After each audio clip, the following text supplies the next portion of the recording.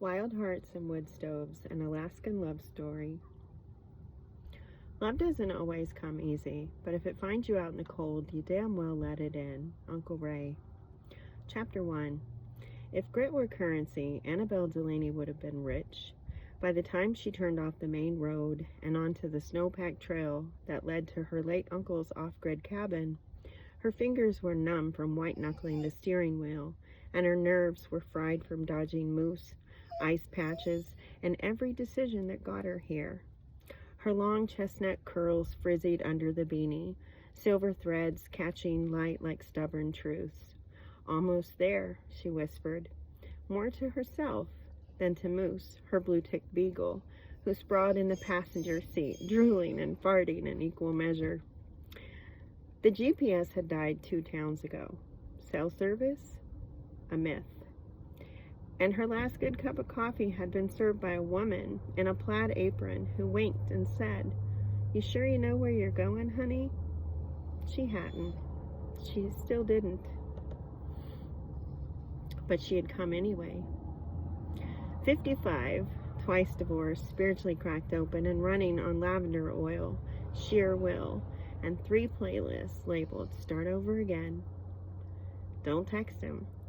And fuck around and find out. The trail narrowed as tall spruce trees closed in on both sides, branches heavy with snow.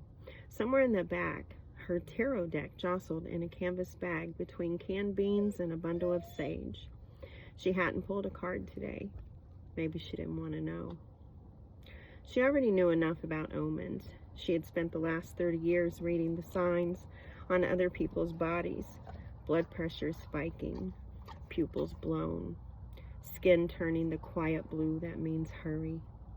Night after night in trauma bays lit up like interrogation rooms until the only thing left of her was the buzz of fluorescence and the question every nurse asks at least once: who takes care of the caretakers?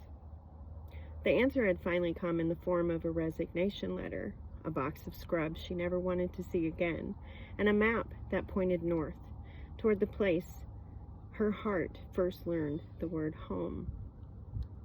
The cabin appeared like a mirage, small, square, and sagging under a thick layer of snow, with smoke curling out of a crooked chimney. She parked, climbed out, and immediately stepped into a snowdrift halfway up her calf. "Well, bless it all," she muttered.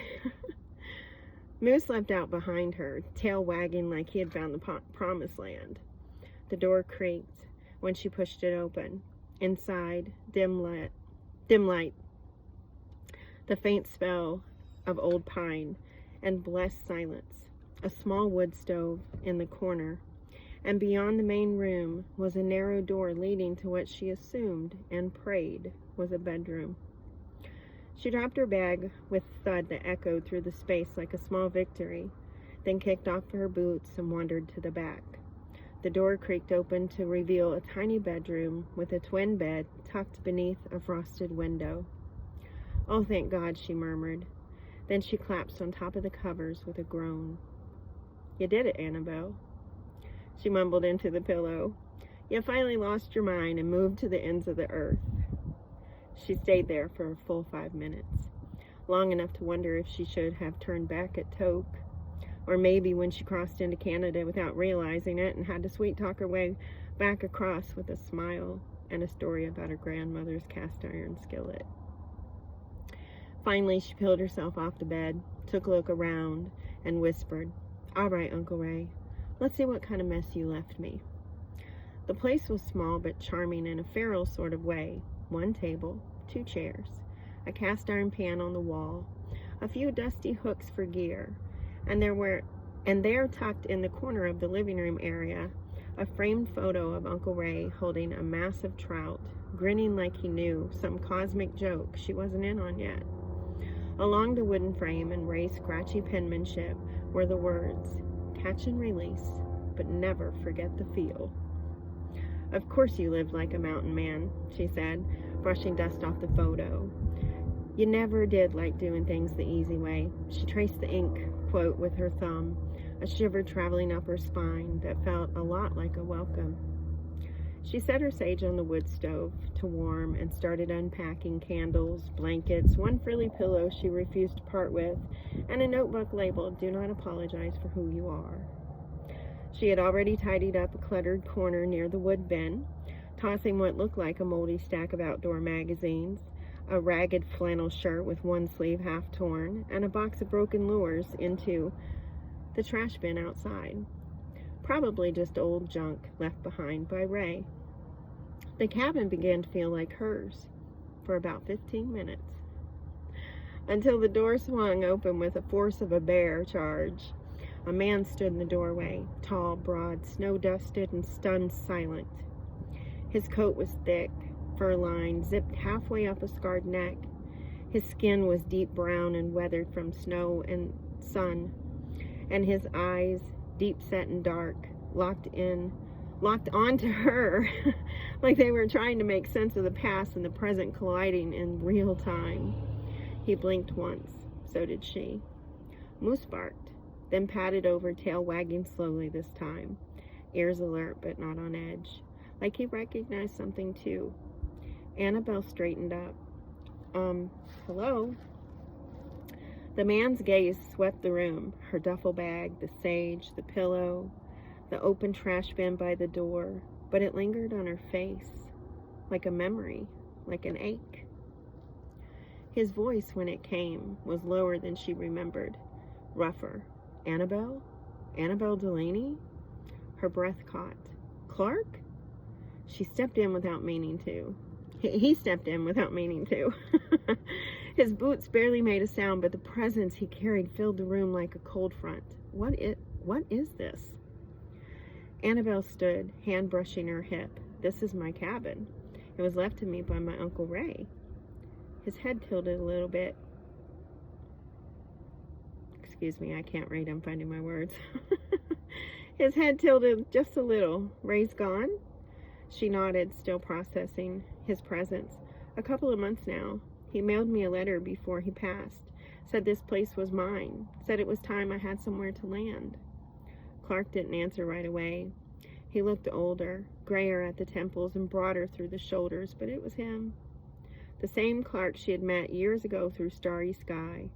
The same Clark who barely said 2 words that night by the fire, but watched her like she was something wild he didn't know how to name. And now here they were again, in a cabin full of ghosts and leftover kindling. I've been living here for 3 years, he said finally. Full time. Ray didn't say nothing to me about this. He pointed toward the stove. I chopped that wood, then to the wall. That's my coat. My blanket's on the bed, and you tossed my flannel in the trash. Annabelle blinked. That ripped up thing, I thought it was trash. His jaw clenched. It wasn't. They stared at each other, her wide-eyed and tired, him guarded and raw. But under the tension, something else crackled, something half-remembered. I'm sorry, she said softly, about the shirt and the magazines. If I had known someone was living here, especially you. Still nothing, just a long, measuring look, like he was trying to reconcile the woman from that night with the one standing in wool socks and a cardigan, hair spilling in wild waves, eyes still sea glass green and stubborn as ever. I don't suppose there's a motel nearby, she asked, trying to soften the mood, or a place I could stay while we figure this out. Clark's mouth twitched. Not a smile, but something. Nearest lodge shut down 2 years ago. You'd be sleeping in your truck, and she doesn't look like she's built for cold. She's got character, Annabelle said, bristling just slightly, and heated seats. You'll freeze by morning, he replied, seat warmers or not. She sighed. Well, this is just peachy. He moved then, slow, deliberate, and set his thermos on the counter. You said Ray left you a letter? Yep.